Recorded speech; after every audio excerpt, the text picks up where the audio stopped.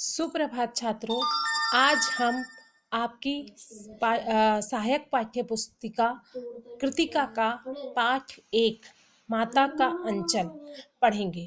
इस पाठ में लेखक ने माँ के विषय में विस्तार से बताया है।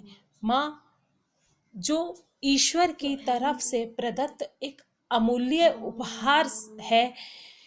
एक बच्चा जो सारे दिन अपने मित्रों और पिता के समीप रहता है, लेकिन दुख की घड़ी में उसे केवल और केवल माँ ही याद आती है। इस पाठ माता के अंचल को शिव पूजन सहाय ने लिखा है। पहले हम शिव पूजन सहाय के बारे में जानेंगे। शिव पूजन सहाय आधुनिक हिंदी साहित्य के प्रसिद्ध साहित्यकार है। उनका जन्म 1893 में उनवास गांव जिला भोजपुर बिहार में हुआ था। उनके बचपन का नाम भोलानाथ था। 10वीं की परीक्षा के बाद उन्होंने बनारस की अदालत में नौकरी की। उसके बाद वे अध्यापन कार्य में लग गए। उन्होंने असहयोग आंदोलन में भाग लेने के लिए सरकारी नौकरी छोड़ दी। शिव पूजन सहाय गद्य के प्रमुख लेखक हैं। उन्होंने जागरण, हिमालय, माधुरी, बालक आदि पत्रिकाओं का संपादन किया है।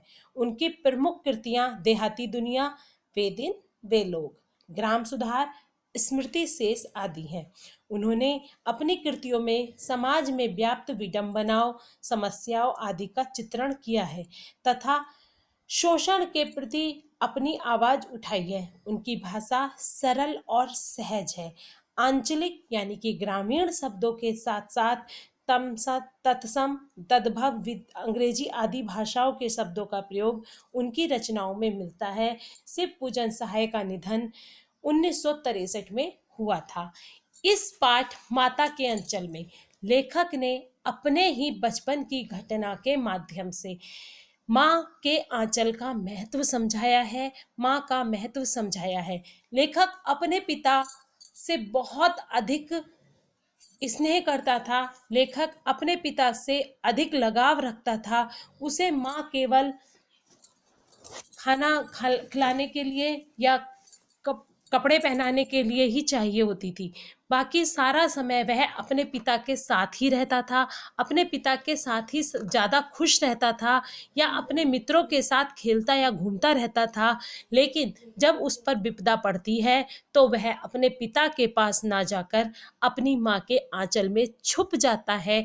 और शायद इसीलिए लेखक ने इस पाठ का नाम माता का अंचल रखा है। पढ़ते हैं पाठ के बारे में। लेखक का पिता के साथ अनेक गतिविधियों में भाग लेना। लेखक का नाम तारकेश्वर नाथ था, किंतु पिताजी उसे लाड से भोलानाथ कहते थे। भोलानाथ का अपनी माँ के से केवल खाना खाने और दूध पीने तक का नाता था। वह पिता के साथ ही बाहर की बैठक में सोया करता था। पिता प्रातःकाल उठकर भोलानाथ को अपने ही साथ नहला धुलाकर पूजा पर बिठा लेते।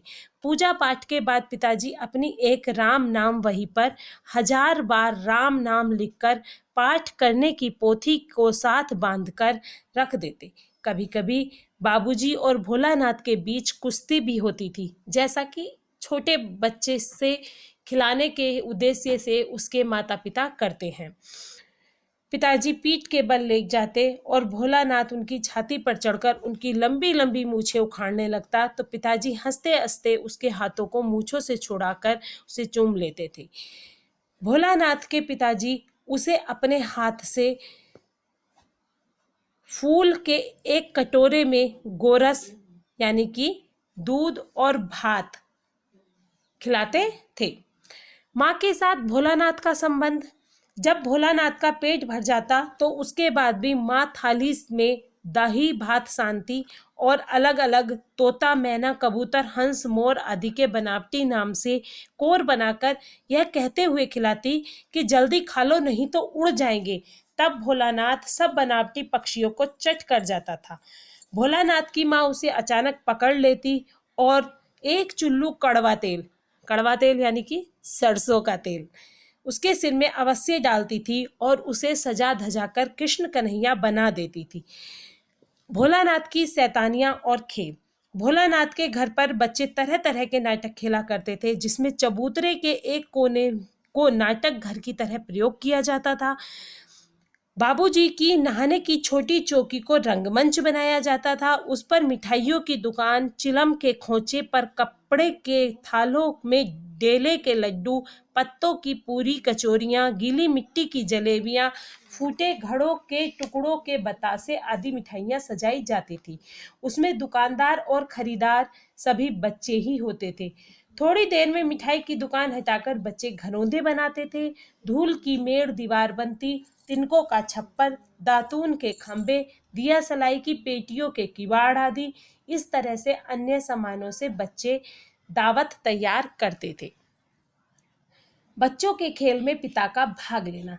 जब पंगत पंगत यानी कि जब हम नीचे बैठकर एक साथ भोजन करते हैं तो उसे पंगत कहा जाता है, जो आजकल लगभग खत्म होती जा रही है। यह एक हमारी बहुत प्राचीन परंपरा रही है कि जब पहले हमारे घरों में दावत हुआ करती थी, जब डोंगा सिस्टम नहीं था, तब लोगों को एक साफ टाट की पट्टी बिछाकर उस पर सबको बिठाया जाता था और सबको एक साथ खाना परोसा जाता था।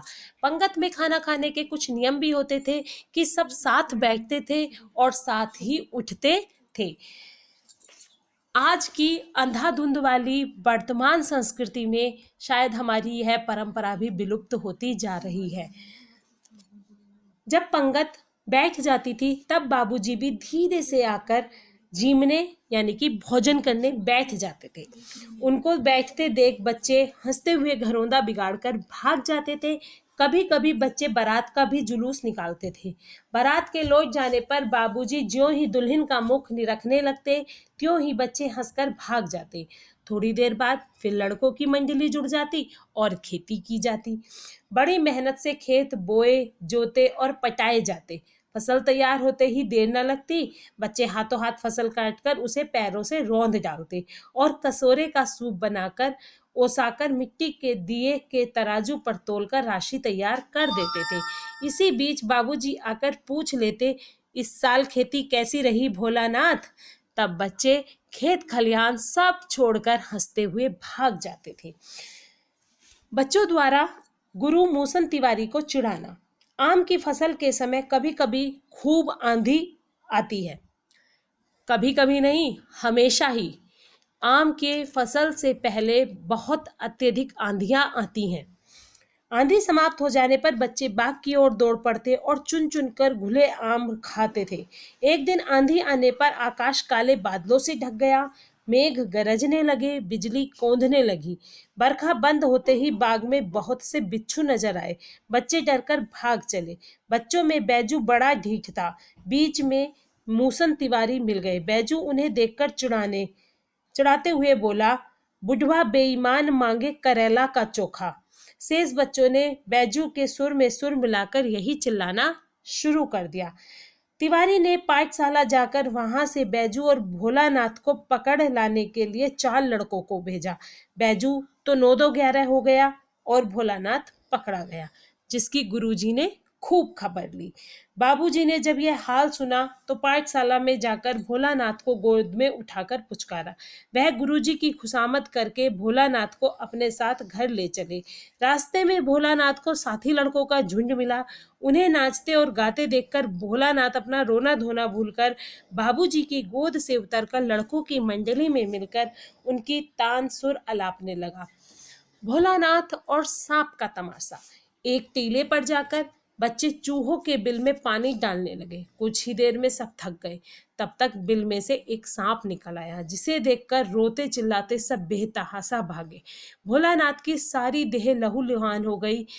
पैरों के तलवे कांटों से छलनी हो गए। वह दौड़ा हुआ आया और घर में घुस गया। उस समय बाबूजी बैठक के ओसारे में हुक्का गुड़गुड़ा रहे थे। उन्होंने भोलानाथ को बहुत पुकारा, पर भोलानाथ ने उनकी आवाज नहीं सुनी। उसे अनसुना करके माँ के आंचल में जाकर छुप गया। भोलानाथ को डर से कांपते हुए देखकर माँ जोर से रोने लगी और सब काम छोड़ बैठी। जब झटपट हल्दी पीसकर भोलानाथ के घावों पर लगाई। भोलानाथ के मुंह से डर के कारण सांप तक नहीं निकल पा रहा था। चिंता के कारण माँ का बुरा हाल था। इस बीच बाबूजी ने आकर भोलानाथ को माँ की गोद से लेना चाहा, परंतु भोलानाथ ने ना माँ का आंचल छोड़ा और ना माँ की गोद। कहने का तात्पर्य है, या इस घटना के माध्यम से, इस कहानी के माध्यम से, भले ही ये कहानी लेखक के खुद के जीवन की कहानी है, कहीं ना कहीं हर बच्चे की यही कहानी है कि वह सारा दिन, हंसी खुशी का दिन तो वह अपने पिता और अन्य बच्चों के साथ बांट लेता है, लेकिन दुख के समय में किसी भी बच्चे को केवल और केवल उसकी माँ ही याद आती है। आज के लिए इतना ही, शेष नेक्स्ट लेसन में।